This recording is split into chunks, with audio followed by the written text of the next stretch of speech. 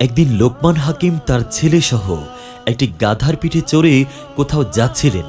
পথিমধ্যে অনেক লোক বলতে লাগলো, লোকটা কত নিষ্ঠুর, একটি গাধার পিঠে দুটি লোক চড়ে যাচ্ছে, গাধাটার কত কষ্ট হচ্ছে। এই কথা শুনে লোকমান হাকিম নেমে হাঁটতে লাগলেন।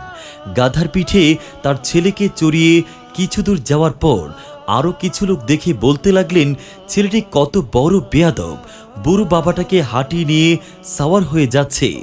এই কথা শুনে ছেলেটিও নেমে এলো এবং হাকিম সাওয়ার হলেন। আরও কিছু দূর যাওয়ার পর অনেকগুলো লোক একত্রিত হয়ে বললেন, বুড়োটির কি আক্কেল, নিজে গাধার পিঠে চড়ে বাচ্চাটিকে হাঁটিয়ে নিয়ে যাচ্ছে।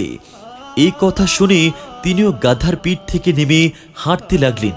কিছু দূর যাওয়ার পর আরও কিছু লোক সমালোচনা সুরে বললেন, লোক দুটো কি বোকা, সঙ্গে সাওয়ার থাকার পরেও হেঁটে পথ চলছে। এবার হাকিম তার ছেলেকে বললেন, দেখলে বাবা, গাধার পিঠে তুমি চড়লেও দোষ, আমি চড়লেও দোষ, দুজনে চড়লেও দোষ, কেউ না চড়লেও দোষ।